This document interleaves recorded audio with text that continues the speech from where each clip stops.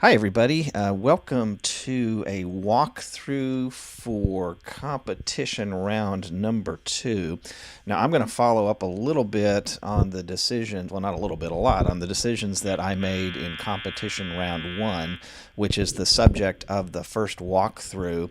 And hopefully, after we have processed your competition round 1, you can look and see what you've done and then maybe see what sort of strategies I've adopted here on this competition round 2. So here I sit with my decision page up and running for the second round. Again, remember the first place you want to go at the beginning of every round to kind of see what happened the last round is your courier.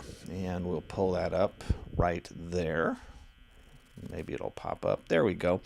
And again, if you recall, last round fairly decent. Nothing spectacular. I guess I did lead in sales, but again, these gains can be rather transient, and from round to round, you can find yourself at the top of the hill one time and the bottom of the valley the next. But by and large, it was an okay round. Go down here and sort of look at my forecasting and production work. And again, looks like I moved a lot of units. I didn't forecast enough units to be sold in my traditional line. I didn't forecast enough to be sold in my performance line.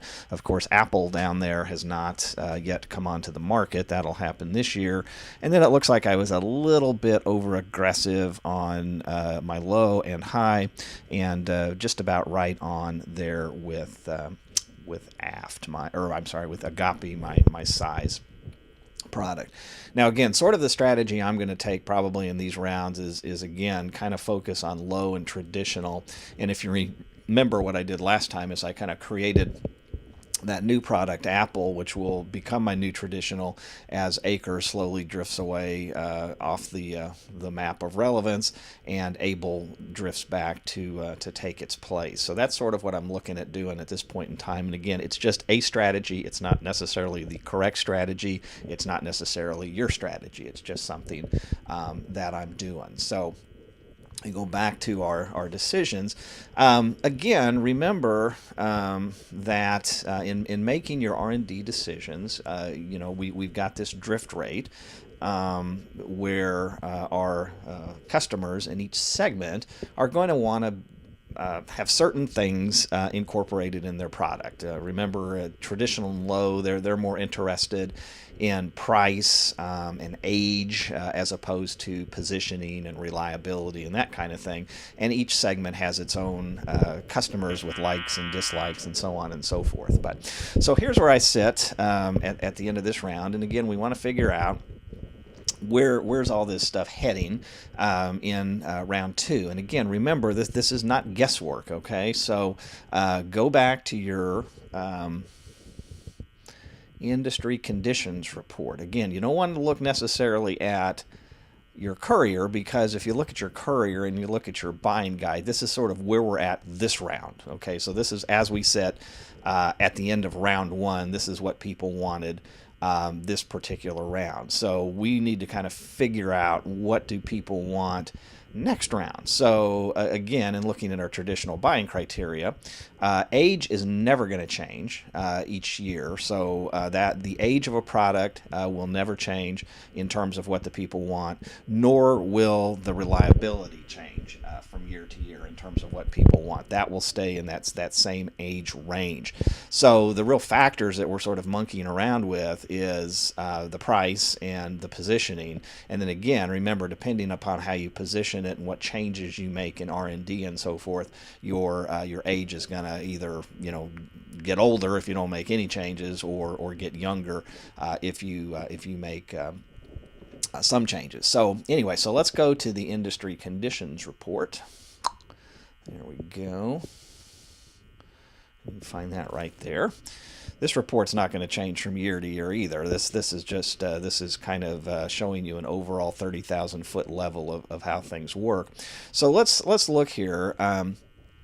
So in round 2, in terms of the traditional segment, we're going to see a drift from where we're at today to 6.4 and 13.6. Okay, so performance of 6.4, 13.6. So let's go back to here, and you can see I'm at 5.6 and 14.3. So to get to dead center, that's going to be a heck of a lot of R&D and a heck of a lot of R&D cost. Now, you might want to do that if you were going to keep Able as your traditional product. If you're going to want to make sure that Able stays very competitive and so forth, you may want to spend all that R&D and so forth. I don't, because again, I'm going to sort of let Able drift back, so I'm not going to make a whole lot of big changes to that, but I do want to get it a little newer, because again, here's Able here. It's going to be 3.5 years old, and that's too old for that product, and my customers aren't going to want it, because if you remember, age is sort of the kind of the driving factor in this traditional market. So I'm just going to make some slight changes on here. I'm going to increase my performance by a couple, so we'll go up to 5.8 from 5.6, and then I'm gonna take my size down just a wee bit. I'm just gonna take that down to 1, so down to 14.1. Now let's make that 14.2, because I really don't care that much about it. And then reliability, I'm gonna take that down to the bare minimum, because people just don't care about that. So let's make that 14,000. There we go. All right, so let's hit our recalculate and see what kind of product we got there. There we go. Okay, so that tells me, okay, R&D costs not too bad. Going to be a little newer than people want at this point in time. It's going to be 1.3 at revision, 2.1 next round. So that's not bad. That may be a decent enough product. So I'm going to leave that right there. Pretty close to Apple, so there may be some cannibalization of that market, but that's okay. So that's not too bad at all. Let's look at Acre. That's our traditional product, or our low product. Again, remember the people in Acre. If we go to our low end, there we go. And remember, age and MTBF is not going to change. So in our low end, they want a product that's cheap, $1,450 to $2,450. They want a product that's old, 7 years of age, and $12,000 to $17,000. So I am not going to make a lick of change on that, because where's that? Look at that. They're getting close to that 7 years. So again, not making a lick of change on Acre this year. All right, let's look at Atom. Now Atom is my high-end product. Again, let's go back to, and where is it sitting? It's sitting up here, so it's getting kind of, back close to the edge of the solid cut, as I call it, versus the rough cut here. And is sort of risking dropping off to or back, traditional. So, but again, that's sort of my strategy. If I really wanted to be aggressive, which I'm not going to be at this point in time for this walkthrough, I might create another product, a high-end product here, maybe Abracadabra or something like that, as a new high-end product. So as Able drifts back, as Apple drifts back, I've got something in each of these segments, and in the long run that may hurt me to do it, but I'm not gonna do it this time. So let's see. So Atom, we're sitting at 8.2 and 11.8. Let's see what our friends want. 8.2 and 11.8. Okay, so there's our high end. So they're wanting 9.3 and 10.7. Okay. So again, I don't want to invest all that R&D cost, 9.3 to 10.7. So I'm going to make it a little better. I'm going to jack that up to about 8.8. And again, I'm just playing with these numbers. And then I'm going to decrease my size to 11.0. Again, if you try for center points every time, you're going to hit that spot, but your R&D cost could be astronomical and so on and so forth. So play with this a little bit, look at your pro formas and that kind of thing. And then I'm going to leave my reliability the same. So let's see. So that gets us 8, 8, 11. Let's see. And in the high end, remember, people are most interested in, there we go, where we at there.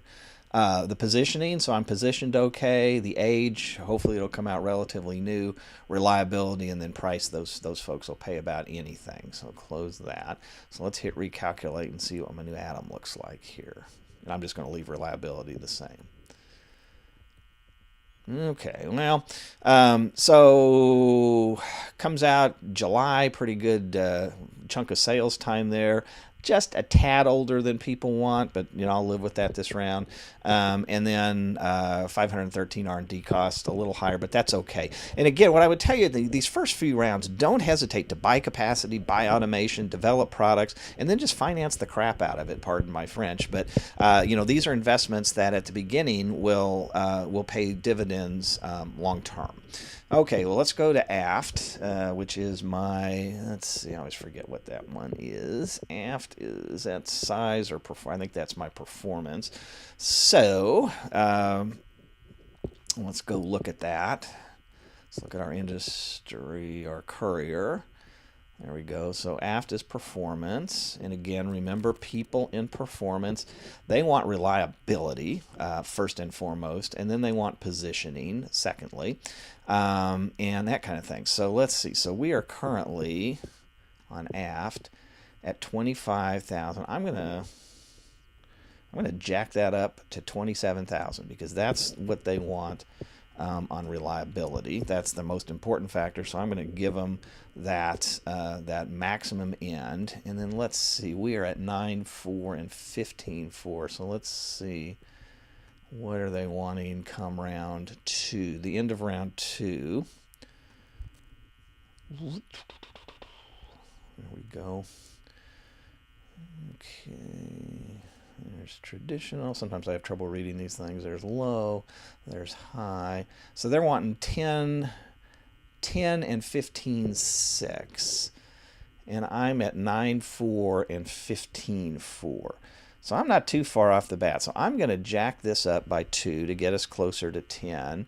I'm going to jack this up to 2 to get us to 15.6 where they want us. And then let's see where we're at. So again, that shouldn't be gigantic R&D costs, I wouldn't hope. Yeah, not too bad. So what do we get there? We get a product that's coming out in April, lots of sales time, a little bit older than 0, but that's okay. Relatively decent R&D costs. All right, and then let's go to Agape, which is my size. And again, remember when we look at our size segment, and again, just go through these analysis each and every time.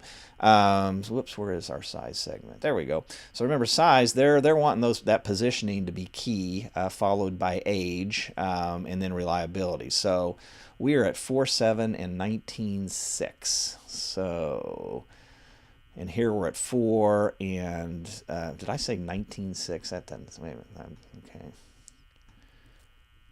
Go back, 4 and 15. No, that's 4 and 10. I'm sorry, I'm looking at weird things. So they want 4, 4, and 10 on our size. So, and we are at 4 and 10.5. So since that's size, I'm going to drop that down to 10 because that's where they want it. I'm going to increase my performance by 0.1 just to get it up a little bit. And I'm going to leave I'll increase my reliability just a tad. Let's increase that to like 19.2. And again, play with these numbers. I'm not just, I've done this for a while, so I kind of know where these are, but you've got to play with them and see what everything looks like. But anyway, so there's that, and let's hit recalculate and see what we got there. All right, so I got a product that's coming out in April, again, about a little younger than they want. They want 1.5. It's 1.0, decent cost. I'm pretty happy with that. And then Apple is coming out. Can't make any changes to that because it hasn't come out yet, but it will in February of 2019. So what you can see, acres staying the same. Aft's drifting a little bit off this way towards performance, but that's okay because, again, I'm not going to focus on those. Agape's moving in the right direction. Atom's moving in the right direction. Able, again, it moved a little bit in the right direction, but remember, my strategy is ultimately to sort of have it it drift off into the background and replace acre at some point in time. So anyway, another way I guess you could do the acre thing is at the very beginning create a low end product, go look out where it's going to be, where people are going to want it 4 years down the road, and then just let it sit there. But I kind of like having products that I can play with and move and sell. So I'm pretty happy with that decision page right now. Not too bad in terms of my R&D cost and that kind of thing. So let us move next into the realm of marketing. There we go. Okay, so let's look. Last round on Able. Let me go back to our pro formas here. Remember, price is going to go down about 50 cents on that, a product each round. So you can kind of factor that in. Let's look at Able, our traditional product. Where are you? There we go. Okay, so Able 1950 to 2950. And how did I do on that? I stocked out, so I didn't forecast enough. So as we can see right there, so I left sales on the table. So I'm gonna go back, and I'm gonna. Well, price is going to drop a little bit. I'm going to drop this down to $25. It could be $25.50, whatever. I am going to stick with my promo budget of $1,500 because, again, remember, $1,500 is where you start getting some real impact on your survey and awareness and that kind of thing. I'm going to keep my sales budget of $1,500. Again, don't pay a lick of attention to that benchmark production figure, because that will not help you and will only get you in trouble. And again, my forecast for next year is going to be, I'm going to do that at about 1,500. And remember, the way that we do forecasting is we take last year's sales or last year's total industry demand. We're going to multiply it by the growth rate for this upcoming year. Well, let's just go look at that real quick. I'm not going to do this for each and every one. You can do these calculations, but anyway, so 8,067 sold last year. We're going to multiply that by 9.2. We're going to add those two sums together, which will give us next year's estimated demand. And then I'm going to take let's just play with that a little bit, just so you can see. So let me pull up my calculator here. Where is that? Got too much stuff here. There we go. There's our little calculator. So 8,067 times 9.2 equals, so percent. Well, that's not going to help, is it? Let's try that again. 80. So this is why I don't like to do my calculator, so you guys don't have to watch me fumble around with this. 80.67 times 9.2%. So there's 742 plus 742 plus 80, 67 equals 8809 is our total industry demand. Now, what did I sell last year? Whoops. Zoop. See, my actual sales fell just a tad short of my predicted sales. So, frankly, I could probably sell between 19 and 20% of that, assuming my product is still good. So I'm going to multiply that by, say, 19%. Which tells me about 1,673. So I might be able to sell 1,673. I'm not going to be quite as opportunistic or quite as optimistic because I've got another product in there. Apple's going to come into play, and so I'm going to take that down to about 1,500. So that's why I did that. Again, you just sort of have to play with that. Again, forecast probably could be 1,680 something, but we'll see if that's a good decision or not. And then you just got to do these same things each and every acre. That sold the heck out of stuff. I'm going to leave it alone. I'm not even going to mess with the price on acre. And again, going through my my prediction, going through those calculations, I'm just going to tell you that that comes out to about 1789. I did some of these calculations beforehand just to save you guys the problems or having to watch me bumble around with the calculator. Atom, let's see, what are we doing with Atom? Again, you know, that's going to eventually drift back into my my traditional product. So Atom, I'm going to be pretty conservative on 700. Again, just do those calculations of you know, market total sales last time times growth rate. Add those two together, and then look at your market share in terms of estimating that. So Atom is going to be, what do I want to do with Atom? It's about 700. Okay. Aft, again, the same calculations. And we're going to do about 412 forecast.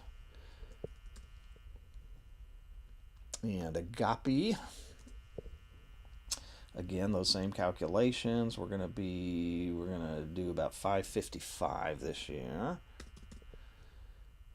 And Apple, I've got 500 units of capacity, if you remember that from last time. So I'm gonna say, because I think that's a good product, I am gonna forecast 500 in sales. All right, so let's hit recalculate and see what we're looking like. I bet I got a red number here somewhere. Oh, I forgot to set a price for Apple. So Apple is my traditional product. That's going to be pretty good. That's like between 19 and 28.50. So I'm going to set Apple because I think that's going to be right about where people want it this year in terms of its positioning. I'm going to set that at 26 bucks. Oops, not 26. I won't sell any at that rate. Okay, there we go. Now let's see what happens. There we go. Okay, so, oops, you know what I forgot to do? I forgot to do any kind of promo for Apple. So I'm gonna start pretty cheap this year. Again, you know, these are just numbers I'm doing. I'm gonna do about half of what I want. All right, let's try that again. Calculate. There we go. A little bit in the hole there. You know, I'm okay with that this year. New product. I think I'll be okay with that. I think that'll work out okay. Ideally, you want these things to be, you know, black, but I'm going to live with that one for right now. So there's my marketing decisions. Again, you got to look at what you did last year, what you think you can do this year. Okay, let's move on to production. All right, and again, do you remember our little formula that we use for production, which is your forecast times 1.15%. And again, that's just a formula I stumbled across. You don't have to do that. It could be 1.5. You don't have to multiply it by anything. That's just something I kind of do. But here, let's look here. So I forecast that we're going to sell 1,500 units of Able. I didn't have any left on hand. Again, I'm a little bit concerned about cannibalization, but I'm going to still, because I stocked out last year, I am going to order 1,800 units, which will put me right at my first shift capacity. Because again, remember that I can make this many without employing a second shift. I could make up to 3,600 if I wanted to get into full second shift production, but that might not be good. And then I'm going to buy a little bit of capacity here because again, these are the segments I'm gonna stay in. Primarily these three, and so I want to be able to make sure that I have enough capacity as we go along, so I'm not having to employ second shift a whole lot. Just for purposes of this walkthrough, I'm just going to buy 100, and then I'm going to increase automation because that's not a bad idea, particularly in this segment. I'm going to increase that by 1. Okay, and then let's go look at acre. Again, your same calculations of taking the unit sales forecast, multiply that by 1.15%, subtract your existing inventory, and in acre, I don't think I stocked out of that one if I recall. I am going to produce. I'm going to produce 1,800 there. Again, that'll allow me not to have to get into second shift. And again, I'm going to because the growth rate in this segment is so high, I'm going to buy 200 units of capacity to get me up there a little bit, and I'll just leave. I'm going to leave automation alone for this thing. Again, this is not the only way to do this. I'm just trying to give you some ways of thinking about it. Adam, again, use our little calculation. I'm going to order 500 here. Okay. And let's see, I am going to leave everything else alone at this point in time. Aft, I am going to order, what do I want to order here? I'm going to order another 500. I'm going to leave this alone. Again, ordinarily what I would probably be doing is increasing my capacity and that kind of thing, but I'm just wanting to get this for you. Agape, let's see, I'm going to order 500. Boy, I'm being real consistent here. Okay. And I'm going to leave everything else alone here because I've got plenty. And then Apple, again, because I think that's going to be a good traditional product, I'm going to produce 500. Again, I'm concerned a little bit about competing against Apple too much until we see how that shakes out. And then I'm going to, because again, Apple is going to continue to drift back. I'm going to need a lot of capacity. I'm going to buy a couple hundred more units there, and I'm going to increase my automation to 3. Whoops, not 13. That'll bankrupt me. There we go. All right, so there's my production, and let's hit a recalc and see what that looks like. Okay, no big red numbers. Good. So I've invested quite a bit, but that looks pretty good to me. Okay, so let's go now to our next decision page, HR. I don't know that I made any decisions this early on. When you have HR, and it's not a bad idea to do this, I'm not going to for purposes of this, but again, really the only decisions you can make on HR is on recruiting spending, which will give you better employees, more productive, efficient employees, and training hours, again, which will give you better training, but as you send workers to training, that may necessitate the use of second shift while they're out goofing around at a conference someplace. But anyway, so those are figures you can decisions you can make there. I'm not going to do any of that right now. And let's just go look at now as it goes on. I probably will, but for purposes of this walkthrough, I think as long as you understand it and then you can make those decisions that you want, that's fine. So let's go look at. Whoops, where's my decisions? There we go. Finance. Voila. Well, okay, so I had a pretty good closing cash position at the end of this year, 25,942. It's looking pretty good next year, but I'm always get a little hinky, that I've missed something or something like that. I'm not going to play with my stock because I don't want my earnings per share to go down or anything like that by issuing stock. So I'm going to issue some more of that long-term debt. To the tune of about 7,500,000. So 7,500. Not going to take out any short-term loans, and let's see what happens when I do that. Hello, there we go.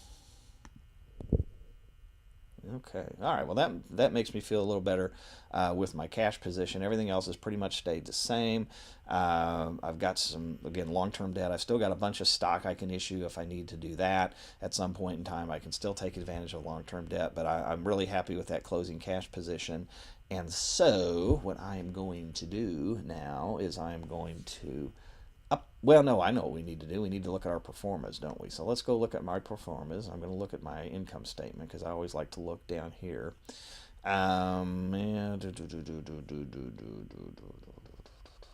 There's a big red number there, isn't there, of 1028. Again, not terribly surprised because this is a brand new product that's coming out onto the market. Again, the way that you deal with these big red numbers is you either decrease your cost some, and I can't do that really in R&D because I can't make any changes to that product since it hasn't come out. I could play around with the marketing budget and thing like that, or I could just jack my price. So what do we got there? We're charging 26 right now. So let's see what happens if I go back to my marketing. There we go, and Apple. There's Apple, and let's say that I increase that to 27. Okay, let's hit recalculate. Okay. I don't know if I'll sell as many, but let's see what'll happen here. So let's then go back to our pro formas. There we go. Still a little bit red, but that's okay. So anyway, again, you don't want a whole bunch of red numbers, but I'll live with that for purposes of this. So that looks pretty good. So let's okay.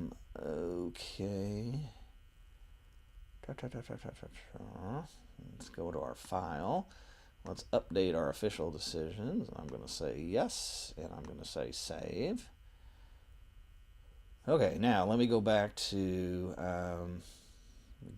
my professor page here. There we go. This is what I get to see every time I sign in here for you guys. And let's hit log in, and let me go to my demo. There we go. And let me go to my manage industry, and I'm going to process my round. So I've made my round 2 decisions. I'm ready to advance. Let's hit that. There we go. And now let's see for the grand unveiling here. Make a drum beat if you want. Let's see how bad we screwed this one up. So go to Courier. Go to that. Look at my round 2.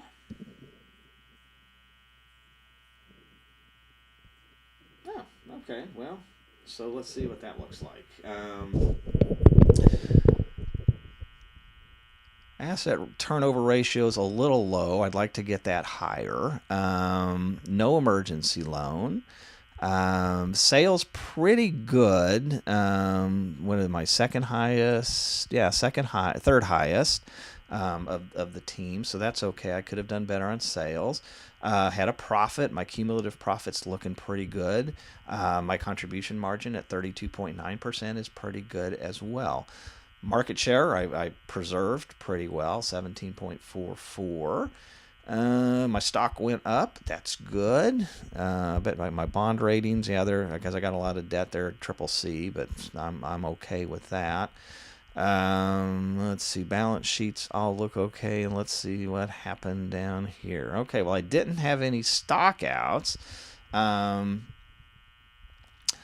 I sold a bunch of traditional, so usually the ideal is to have one left. That in perfect simulation world ideals, that's the best.